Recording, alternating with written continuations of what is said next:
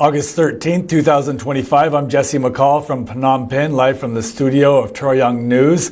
I'm here this evening to bring you breaking news of urgent nature. Despite the solemn ceasefire, Thailand's military is mobilizing and threatening the fragile peace and raising critical questions about the chaos gripping their country's leadership.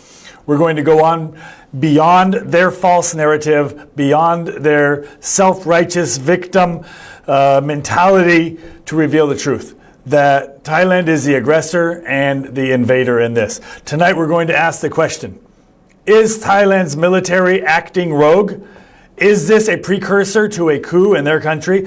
And how long will they continue to hide behind a hypocritical facade while threatening Cambodia's sovereignty? So tonight, breaking news, Thai troops amass at the Thai-Cambodian border for a possible night or early morning attack. We've just received information from multiple sources that there are Thai troops and heavy military equipment amassing at the Thai-Cambodian border tonight on the 13th of August, possibly for a preparation of an attack tonight or early tomorrow morning. At 10 a.m. today on August 13th, we see that schools in Thailand were suddenly closed down and the students were sent home. And we also see that in Dan village in Sarin province in Thailand, that the communities there began evacuating their homes as heavy military equipment, and troops moved in to that region on the Thai border. The same sources report that the Thai army plans to launch an attack on Cambodia tonight, August 13th, and most likely tomorrow morning as well, August 14th. They're mobilizing military forces, heavy weaponry, including multiple armed vehicles, to the Cambodian-Thai border areas, apparently preparing to renew their acts of aggression against Cambodia's sovereign territory. So the question must be asked. In a country where their civilian government seems to be in disarray, is this massing of troops for another possible night attack, is this a sign of a rogue army that no longer takes orders? This question has to be asked. Is Thailand's military using the border as a pretext for a power play, preparing its troops for a possible coup or military takeover at home? These activities are not only an imminent threat, but also a clear and repeated violation of the ceasefire agreements. We've also received confirmed reports that armed Thai paramilitary forces and border police have illegally entered Cambodia's sovereign territory. On August 12th and 13th, they erected barriers of tires and barbed wire at the Chokche checkpoint, deep within the land of Chokche village, which is a Cambodian village in Obaichan commune in Otro district in Banti Menche province.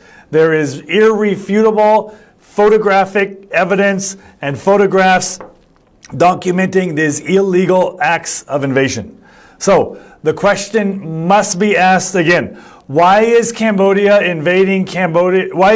invading Cambodia's sovereign territory? Why are they militarizing the border in a flagrant violation of the ceasefire which they themselves signed? Another question must be asked. Is this the action of the sovereign nation or of a military that has gone rogue, deliberately manufacturing a crisis to justify its own power? I want to point out these recent provocations are so outrageous that they violate the peace agreement that Thailand signed just days ago. The agreement from the General Border Committee signed in Malaysia just a few days ago proves that Thailand is not an innocent party in this. Why did Thailand sign a ceasefire? Specifically points 2 and 4 of the ceasefire, which prohibit troop movements and provocative acts, only to immediately violate them. Is this not a cynical display of hypocrisy designed to paint Thailand as a victim where it's actually being the aggressor. And another question must be asked. With a divided government at home, is this military in Thailand simply ignoring its diplomatic commitments and acting independently? These are questions that must be asked. I want to point out that Cambodia, by contrast, we are not playing games. Our government in Cambodia has officially reported these violations to the United Nations. The Minister of Foreign Affairs has sent letters to both the United Nations Security Council and the United Nations Secretary General exposing Thailand's bad faith in not respecting the ceasefire agreement. So the question again is, why does Cambodia pursue legal and diplomatic paths, and why at the same time is Thailand choosing a path of military aggression, which is creating international scorn? I also want to bring out the false narrative as well as the humanitarian toll on this. Thailand's narrative, unfortunately for them, is unraveling. Their claim that a soldier was injured by newly planted mines is a convenient pretext for military action. If these were newly planted mines, where are the GPS coordinates? Where's the actual footage? Where are the independent monitors to verify that these were newly planted? Where were the deminers who supposedly demined them if they were newly planted mines?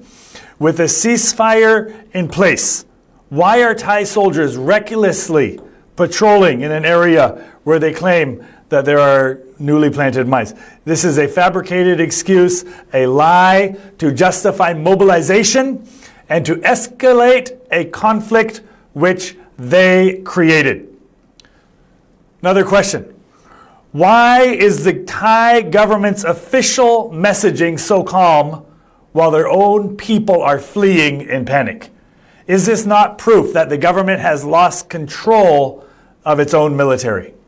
There's compelling photos from Thai PBS News depicting the human cost of this. We can see schools closed, families in Thai communities near the borders loading their belongings on trucks. The Thai government claims that the situation is well managed and everything is under control, yet its own citizens are evacuating. So a question must be asked again.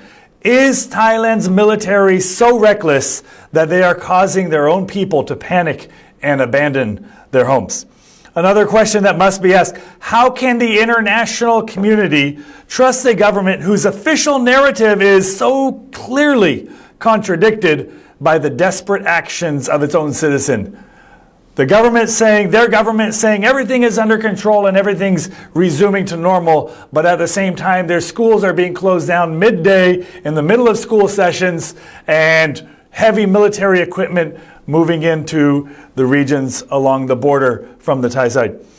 Why is Thailand the only party amongst these two parties that is taking provocative military action and manufacturing a humanitarian crisis? I want to remind you that the August 7th agreement mandated an ASEAN observer team on the Thai side. Why is Thailand taking so long to grant them site access? What evidence of Thailand's aggression are they so desperate to hide that they're taking so long to allow the ASEAN observer teams to visit those areas? I want to remind you that the international community, the Cambodian people, are watching. Cambodia has chosen peace and the rule of law. We have chosen diplomacy from day one. The evidence brought to you tonight, again, makes one thing clear.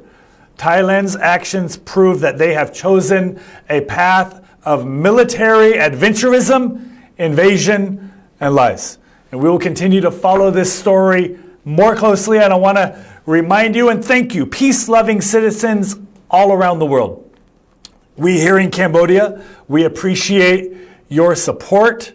We appreciate your vouching for peace just as we are. And we're all hoping that this conflict will end soon and that we can all get back to life as normal. Thank you, peace-loving friends around the world, wherever you may be. And we'll bring you more updates and more developing stories here shortly. Signing off from Phnom Penh, I'm Jesse McCall from the studio of Troy Young News. We'll talk to you again soon. จุ่มแบบเลี้ยวนะบอกว่าอนดาอักเนี่ยยืนหนึ่งจุบคเนขนังเปลชับขันมก